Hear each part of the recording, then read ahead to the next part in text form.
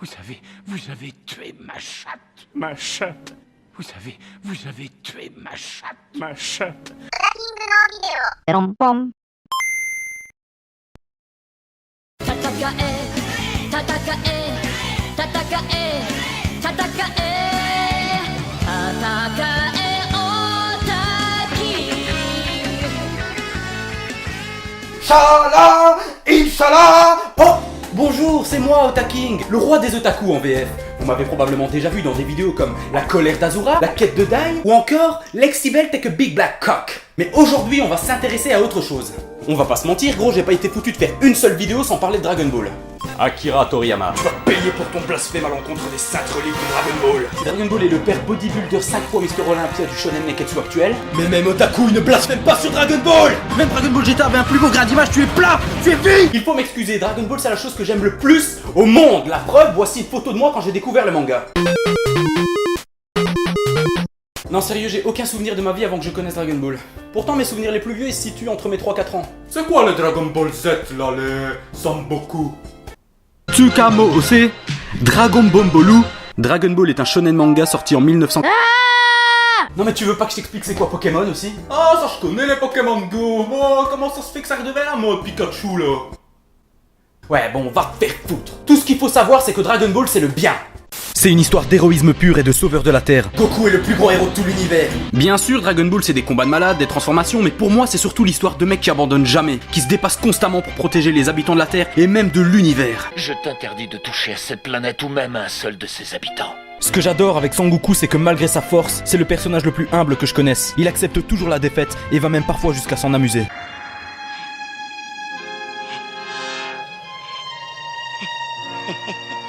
Tout ce qu'il attend, c'est qu'on le pousse à devoir progresser. Les gens ont tendance à préférer Vegeta, qui est plus sombre et complexe. Et franchement, moi, je les aime autant l'un que l'autre. Pour moi, c'est les meilleurs héros possibles de tout l'univers. Mais Goku, malgré sa simplicité, est un perso qui est bien plus intéressant qu'on essaye de nous le faire croire. Même si dans Dragon Ball Super, ils en ont fait une espèce de caricature de lui-même. Bref, moi en tout cas, il m'inspire depuis toujours et il inspirera encore des générations entières. C'est le number one. Ben non, c'est pas le numéro 1 parce que Virus l'a battu. C'est exact, et suite à ça, on a même droit à une des meilleures scènes de toute la série, mais j'en parlerai une autre fois. Donc tu vois, même si j'aime Son Goku, c'est pas le numéro 1. Il lui faut de nouvelles transformations. Pour une fois, j'ai raison face à toi. Ah, mais il a quel âge encore, Virus? Des centaines de milliers d'années, pourquoi? Oh, parce que Goku, il a quoi, 40 ans max, et pourtant il lui tient déjà tête, espèce de... Désolé, j'ai pris confiance depuis que j'ai remarqué que j'avais plus de succès auprès des filles que toi. D'après mes calculs, 100% de notre public féminin est attiré sexuellement par moi. Otaku, je veux que tu sois en moi, je t'en supplie, je suis ta plus grande fan, mais putain, mais c'est quoi ce délire? Et c'est toi! Bon bref, au final, je t'ai plus expliqué mon admiration pour Goku que pour Dragon Ball en lui-même. Mais j'aurais mille occasions de le faire dans d'autres vidéos, crois-moi. En tout cas, je pense que mon amour pour Dragon Ball est assez clair et c'est justement de ça qu'on va parler aujourd'hui. D'amour et de passion. Aujourd'hui, les fans mangas Dragon Ball Z.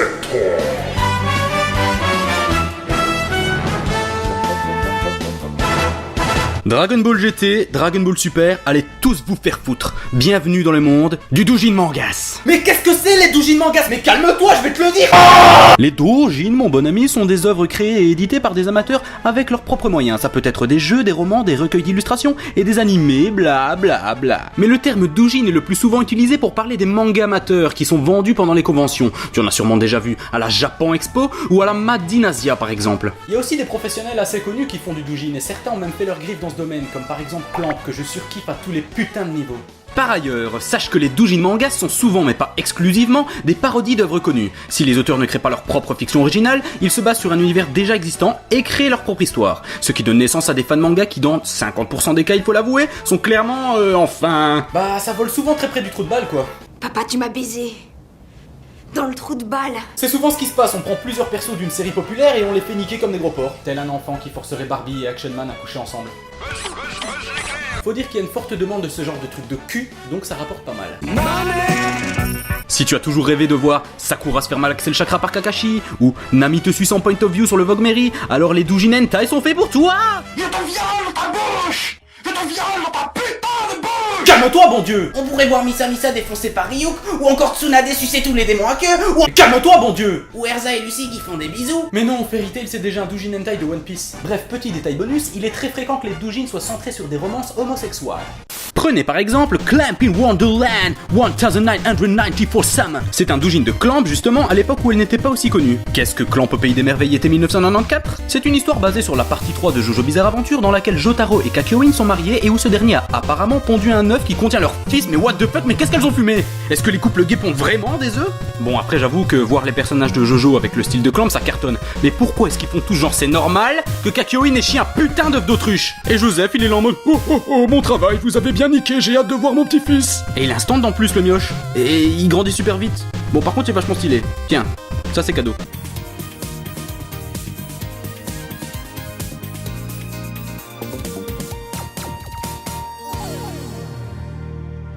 Bon, tu l'auras compris, les fans manga, c'est une espèce de défouloir à fantasmes et à pulsions fanboyesques. Plus un manga déchaînera les passions, et plus il aura droit à ce genre de trucs. Mais roi des otaku, es-tu en train de nous expliquer depuis le début que par conséquent Dragon Ball est le père illégitime de nombreux fans manga dans le monde ? Dans le monde entier, y a pas photo.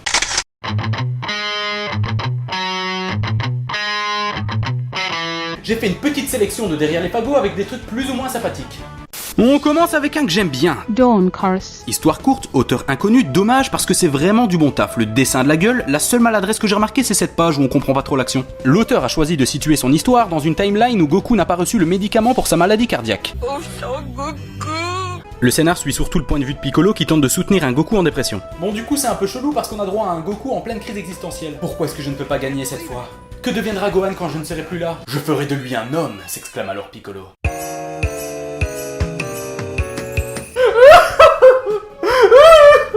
Je te l'avais dit qu'il y avait plein de romances dans ce genre. Alors, qu'on s'entende bien, c'est pas de voir deux mecs se chahuter qui me dérange.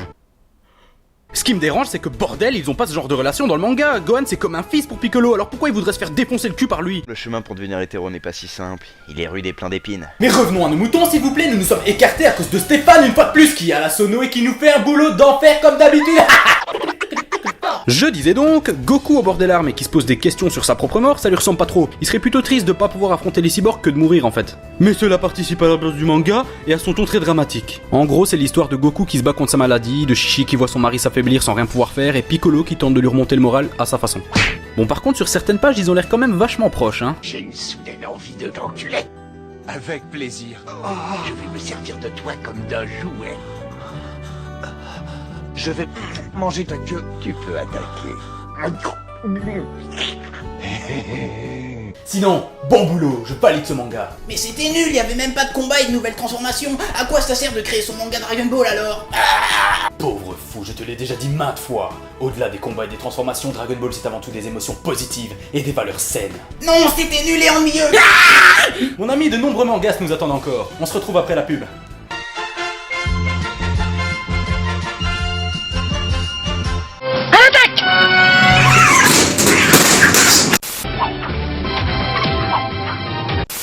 Prends-lui sa tour avec ton fou. Là, tu m'impressionnes. Allez, joue ton cavalier. Son roi est mort. Ouais, échec et mat.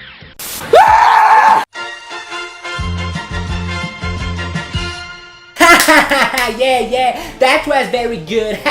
Comme tu peux t'en douter, gros, il existe d'autres fans manga dont l'histoire se déroule dans le futur post-cyborg. Logique puisque tout le monde adore ce qui est lié au futur dans Dragon Ball. Surtout qu'avec mon Mirai Trunk, il y a de quoi faire des trucs très très cool.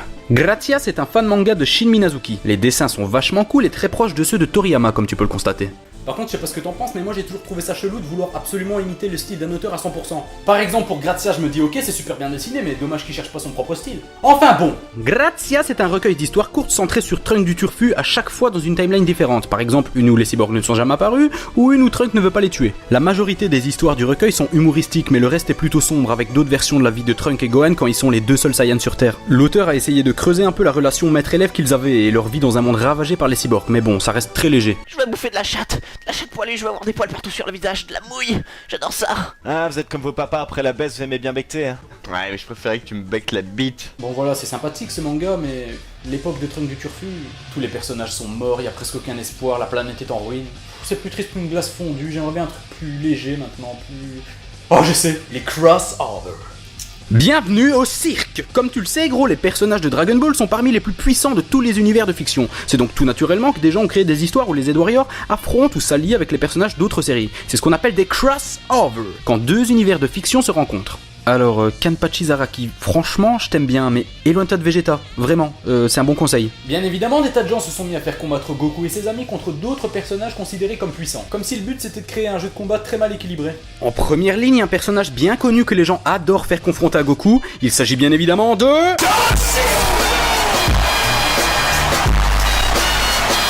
Non, sérieusement, il s'agit de Superman, bien sûr. Il y a aussi One Punch Man. Oh, n'en rajoute pas, hein, c'est bon, t'as découvert Saitama avec l'animé de One Punch Man, c'est très bien, bravo, félicitations. T'en avais rien à foutre de Saitama quand il y avait seulement manga, alors maintenant viens pas casser les couilles comme tous ces connards qui suivent la mode et qui répètent tout ce qu'ils voient sur internet. Krillin il meurt à chaque épisode. Yamcha il est trop nul. Et maintenant on a droit à ça. Saitama il est plus fort que Goku parce qu'il gagne toujours en un coup de poing.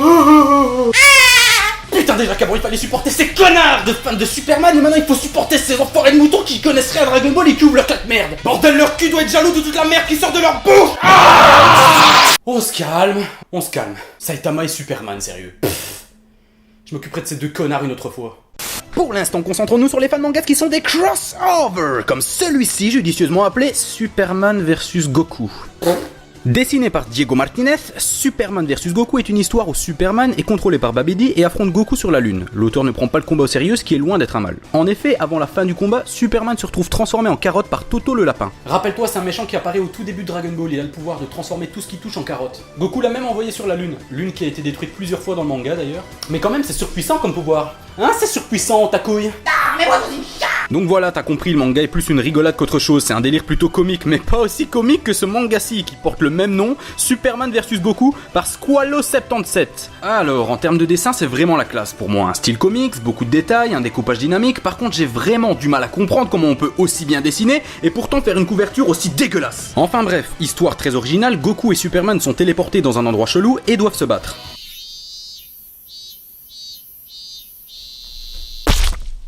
Alors apparemment le manga est sorti un 1er avril puisque c'est Superman qui gagne à la fin. Non sérieusement j'adore Superman, je le mettrais facilement dans mon top 3 des super-héros préférés. Que ce soit en comics ou en dessin animé, j'adore suivre Superman et je le trouve super cool. Si je faisais une histoire où il affronte Goku, je le traiterais avec le plus grand des respects. Je le ferais pas perdre comme une merde juste parce que je préfère Goku, non, j'essaierai de faire une bonne histoire avec mon point de vue sur l'issue du fight. Mais à chaque fois qu'un mec crée quelque chose sur le sujet, il est toujours à côté de la plaque. Je vais même pas parler de ces idioties de Death Battle en 3D. Probablement les deux seules vidéos où j'ai mis un pouce rouge de ma vie, comme un gros crevard de merde. Le manga de Squalo77 souffre du même problème que ces merdes. Ils ne connaissent pas Goku, tout simplement. Ils se sont vite fait renseigner sur Wikipédia, mais ça s'arrête là. Ils le font passer pour un abruti de service prêt à détruire la Terre juste pour un beau combat. Et le Super Saiyan, pour eux, c'est pas une transformation, c'est juste une putain de teinture. Et puis merde, ils justifient toujours l'affrontement de la même façon. En gros, pour eux, Goku c'est un enfoiré au point de forcer Superman à se battre en frappant sans prévenir. Let's fight. Fight? Well, that's literally what I do. Bordel, ok, Goku adore les adversaires puissants, mais il va pas forcer quelqu'un à se battre comme ça. Et encore moins dans une foutue ville où il risque de tout détruire et blesser des innocents. Simplement, on aurait Goku qui voudrait l'affronter et Superman qui refuse parce que lui, il est pas passionné par le combat. Et basta, ça s'arrêterait là, Goku va pas lui sauter dessus comme un junkie en manque, c'est quoi ce délire? D'ailleurs, même si c'était le cas, Superman ne répondrait pas à la provocation et se barrerait tout simplement, puisque Goku est loin d'être un danger pour la Terre. Il va vraiment falloir qu'il se renseigne mieux que ça, et pas seulement au niveau des capacités, mais surtout au niveau de la personnalité des deux héros. S'ils veulent faire un affrontement crédible, une histoire crédible au moins. Goku contre le Superman de Injustice par exemple. Ou Superman versus Black Goku, là au moins vous serez sûr qu'ils se tapent. Bon cher ami, au-delà des crossovers avec Superman, j'en ai aussi trouvé un avec les Marvel Zombies, où Vegeta et Son Goku affrontent les super-héros de Marvel, mais tout dégueulasse. La vraie série Marvel Zombies est chouette en fait, mais ce crossover... Enfin, à un moment, il y a Spider-Man qui arrête Son Goku en Super Saiyan 1 avec sa toile. J'ai bien rigolé 2 minutes, mais va falloir arrêter les conneries. C'est vraiment des mots, franchement, c'est vraiment des mots. Oh c'est bon, j'ai ma dose avec les crossovers. Un instant. Pas si vite, tu sembles avoir oublié un vrai chef-d'œuvre des crossovers.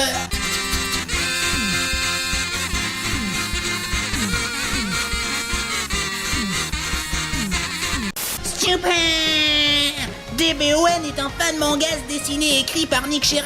Et c'est vraiment de la bombe atomique. Déjà les dessins ils sont trop bien et ils déchirent tout, j'ai trop kiffé. L'histoire c'est que les bonhommes de Dragon Ball Z et Bleach et One Piece et Naruto Shippuden ils sont invoqués par le Getter, un super vilain qui veut que tout le monde il se batte pour faire les combats. Dragon Ball Z, Bleach, One Piece et Naruto Shippuden, vous vous rendez compte? Les 4 meilleurs mangas, enfin avec Fairy Tail bien sûr. D'ailleurs le seul défaut de DBON, trop super atomique, c'est qu'il n'y a pas les personnages de Fairy Tail mais c'est quand même très le bien. Puis il y a trop les méga personnages qui se battent, par exemple Luffy contre Naruto, et puis il y a le super combat trop puissant de Ichigo contre Son Goku qui font des attaques. Mais quoi? Quoi, oh putain, c'était sérieux Ichigo contre Son Goku? Tais-toi, c'est super bien, et après il y a même Son Goku qui se transforme et qui fait des... Il se transforme. oui, pour vaincre Ichigo, il se transforme en Super Saiyan 3. T'es fait chier. Je reprends où j'en étais. Après, il y a des combats trop bien avec les personnages, et puis ils font une alliance de pouvoir, et Sasuke il se bat contre Vegeta. Tu ne dis rien, Otaking?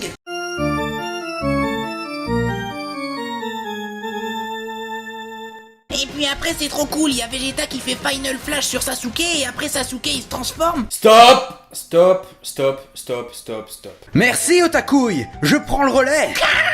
Mais qu'est-ce que c'est que cette histoire? Je peux pas être indulgent avec ça. Alors déjà, Naruto versus Luffy, ok, l'issue du combat est discutable. Mais Ichigo versus Goku?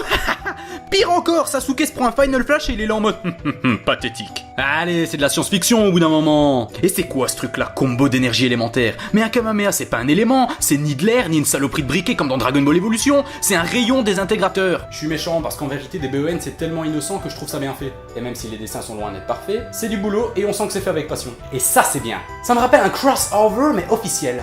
Toriko One Piece Dragon Ball Z Super Collection Spéciale est un épisode de 1 heure divisé en 2 parties. Dans la première a lieu un combat entre Toriko, Luffy et Goku, avec des moments d'anthologie comme... Goku, mais arrête de leur mentir, sérieux, tu leur rends pas service. On est bien d'accord que si Luffy était pas en caoutchouc, là il aurait été décapité. Oh putain, mais qu'est-ce qu'il fout? Il se transforme en super guerrier, mais il va les tuer! Mais il est tombé sur la tête ou quoi? Je suis fan de Dragon Ball et j'approuve cette blague. Alors, je sais qu'ils peuvent pas dénigrer les autres héros, mais juste, voilà ce que Freezer est capable de faire dans sa première forme.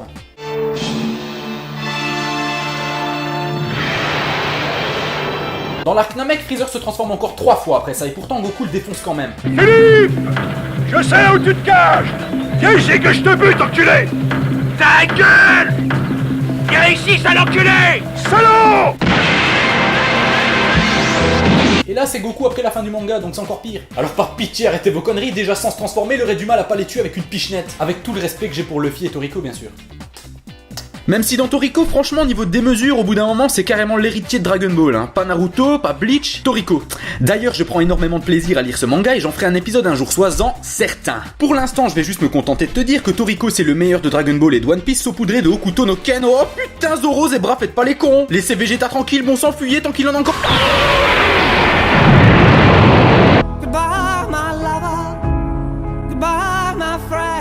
Eh ben bordel, imagine que Vegeta soit un méchant dans n'importe quel autre manga. Je m'appelle Natsu Dragnir et je suis un chasseur de dragons.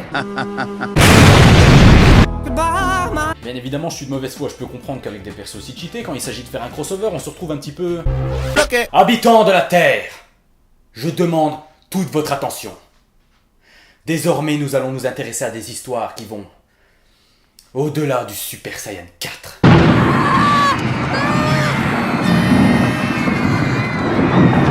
Silence! Jeunes gens, s'il vous plaît, pas d'affolement. Il est vrai que Dragon Ball GT a traumatisé une bonne partie d'entre vous, à tort ou à raison. Cependant, le Super Saiyan 4 était loin d'être une mauvaise idée, et reste tout de même une transformation alternative valable. Hélas, vous n'êtes pas sans savoir qu'un terrible mal ronge la saga Dragon Ball depuis la fin de Dragon Ball GT et de l'avènement d'Internet. En effet, suite à ces deux événements, les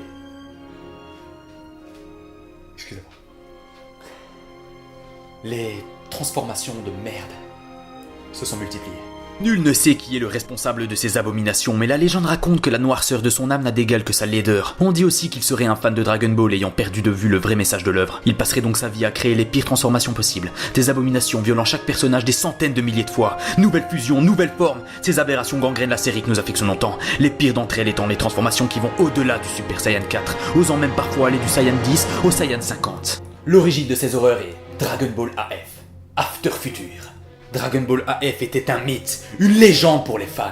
Tout commença en mai 99 avec ce dessin de Goku Super Saiyan 5 publié dans le magazine espagnol Hobby Consolas. A l'origine, c'était juste un dessin fait par un fan, un certain David Montiel Franco. D'ailleurs, j'ai fini par découvrir que c'était pas du tout Son Goku en Super Saiyan 5, mais un personnage original de David qui s'appelle Tablos. David possède même un blog avec son univers bien à lui. Mais à l'époque, des tas de magazines et de sites internet ont repris le dessin et l'ont annoncé comme Goku Super Saiyan 5 dessiné par Akira Toriyama en personne. Moi, c'est dans le magazine des mangas que j'avais lu ça, je crois. À partir de ce dessin, des tas de rumeurs ont commencé à circuler sur une suite de Dragon Ball GT, un nouveau manga, des jeux et tout ça alimenté par des dessins, des figurines, des vidéos sur l'internet et des poissons d'avril. Bref, au bout d'un moment, des tas de gens se sont mis à y croire et bien évidemment c'était des conneries. Non, c'est vrai, tais-toi! Mais ferme-la, c'est comme cette foutaise de Naruto Kippuden là, la soi-disant suite de Naruto. Genre Kishimoto tome 40, il avait déjà prévu la suite de la fin de son manga, c'est n'importe quoi. Couillon, faut vraiment être débile pour croire ce genre de rumeur. J'entends rien!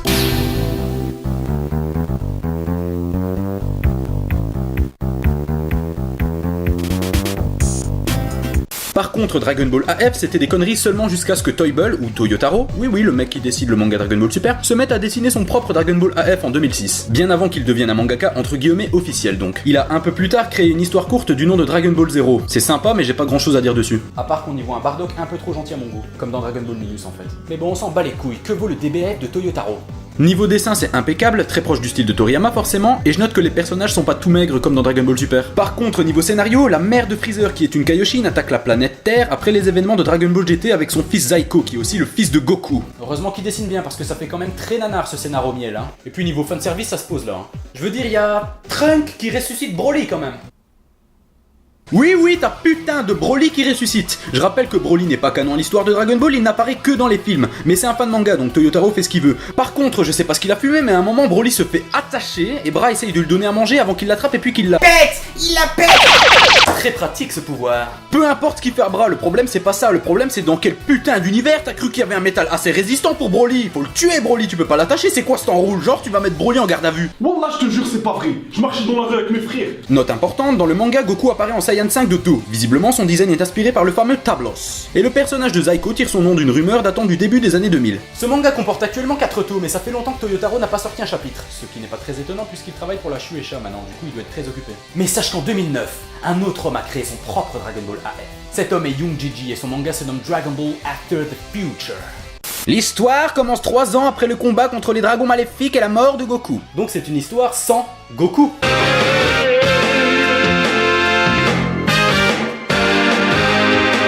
On retrouve Pan qui a bien grandi, pas mal son look d'ado, t'en penses quoi Otakui?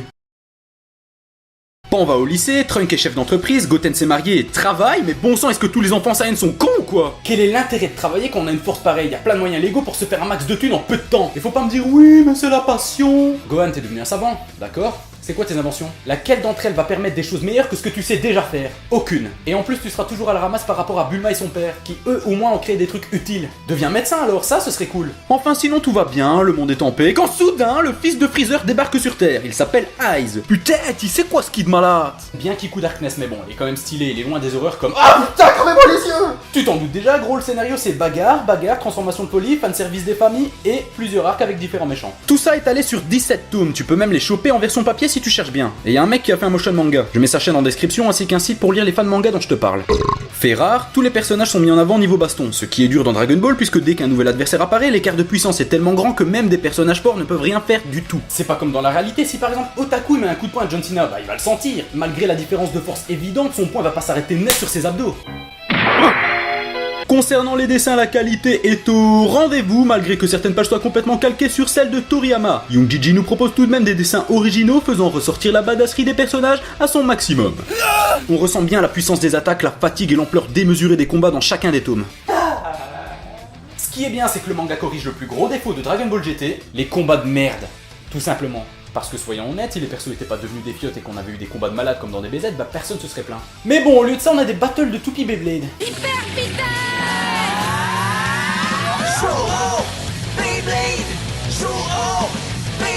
Alors j'ai noté quelques bullshit quand même, comme Vegeta qui n'a pas évolué, c'est toujours le mec hargneux, en même temps ça suit GT. Moi je préfère largement son traitement dans Dragon Ball Super, il s'est assagi mais il reste Vegeta, même si son côté sauvage me manque un peu, il est toujours aussi stylé. Vas-y papounet, transforme-toi en Saiyan 3.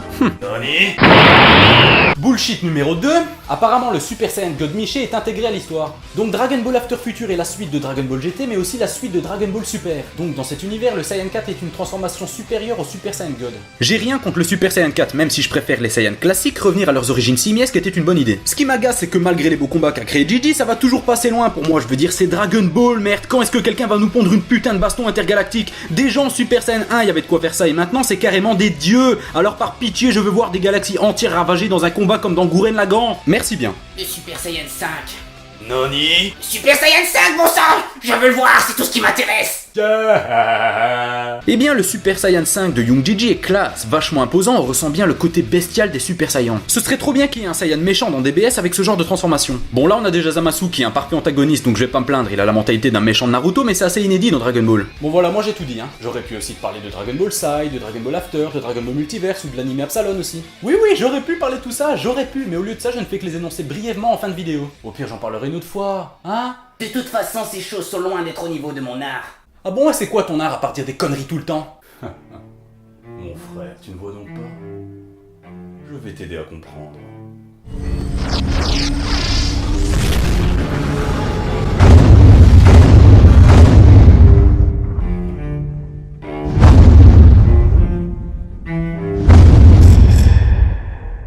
Mon Dieu, cette transformation ignoble.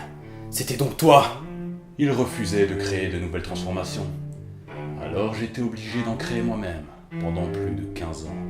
Monstre! Il y a Dragon Ball Super, maintenant tu peux arrêter! Mets un terme à tout ça, il n'est pas encore trop tard!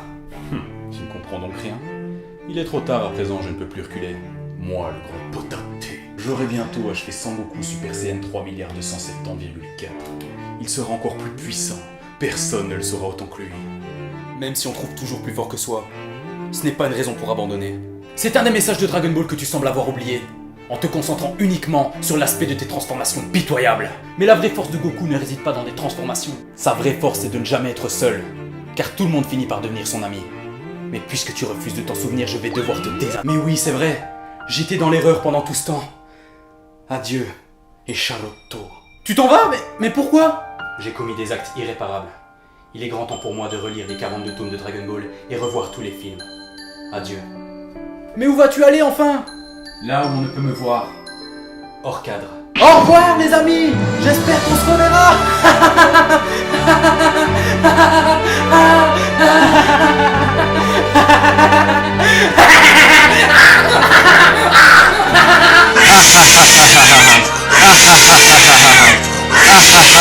Allez gros, que le beat soit avec toi et garde le flow!